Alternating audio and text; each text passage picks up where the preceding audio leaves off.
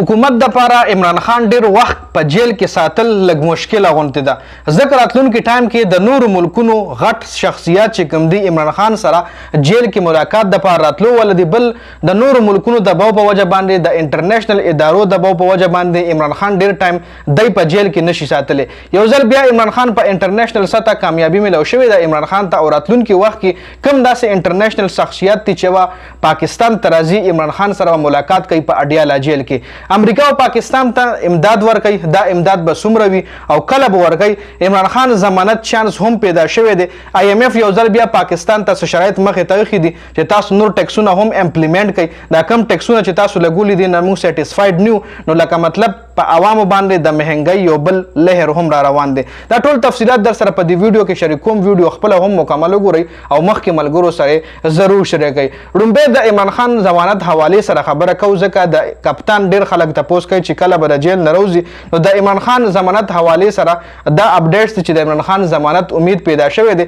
9 مئی کیسونو کې هم عمران خان ته چې کوم جسمانی ریمانډ منظور شوی و نو په هغې سماعت شوی دی چې عدالت دا سوال اوچت کړی دی چې عمران خان په نورو مقدمو کې کله کېدو نو هغه وخت د نورو کیسونو کې د عمران خان گرفتاری ولې نه واچولی شوې که نه په یو کیس کې به انډیویجولي بیل بیل عمران خان گرفتاری اچولی کیږي دې حوالې سره عدالت د پراسیکیوشن نه وضاحت طلب کړی پراسیکیوشن د عمران خان چې کوم اگینسٹ مخالف وکیل هغه نه جواب طلب کړی دی او لاهور های کورټ دا سماعت نن ورځې پورې ملتوي کړی چې نن به دوباره دا سماعت شروع کیږي او پراسیکیوشن دا خبره ثابت نه کړه چې عمران خان د 9 مئی واقعیاتو کې ملوث دی مطلب پراسیکیوشن تر اوسه پورې د عمران خان مخالف وکیلانو دا خبره نه ثابت کړي چې عمران خان 9 مئی واقعیاتو کې ملوث دی IMF یو ځل بیا د نوي ټیکسونو فهرست پاکستان ته جاری کړی دی چې دا نوي ټیکس تاسو ولګوئ او کم تیر بجټ کې چې تاسو ټیکس لګولی وو هغه زموږ ټارګټ نه اچیو کوي نو لہذا تاسو په عوامو نور ټیکسونه ولګوئ او مینی بجټ هم پیش کوي په دغه نوي مینی بجټ کې تاسو نوي ټیکسونه ولګوئ یعنی عوام د مزید مهنګۍ ته ځان تیار ساتي په پاکستان کې مزید مهنګۍ را روانه ده جی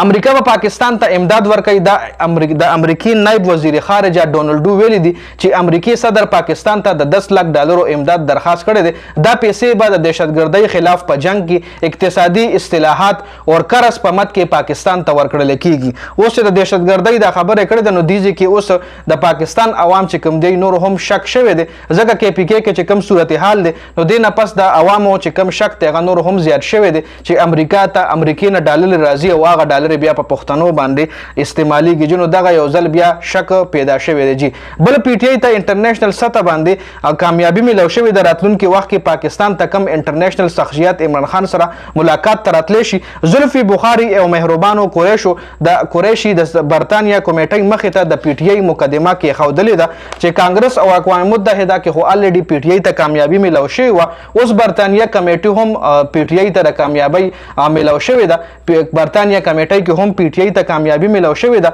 فورا د هغه چې کومه برتانیا کمیټې د غي دا مطالبه جاری کړې ده چې عمران خان دې رها کړل شي او کې د راتلونکي وخت کې د دې کمیټې ممبران عمران خان سره ملاقات د پاره هم راشي اډیالا جیل ته جی بل عمران خان په آکسفورد یونیورسيټي الیکشن دی کې به هم عیسی خلی په اکتوبر کې به دا الیکشن وي او کشر دا الیکشن عمران خان غټي نو عمران خان به د آکسفورد یونیورسيټي د طرف غلا یو غټه عہده هم ملاوي دی شي جی په دې ویډیو کې دا اهم اپډیټس د ویډیو کتلو زیاته مننه نور اپډیټس لپاره پیج فالو کړئ ډیره زیاته مننه د ویډیو کتلو والسلام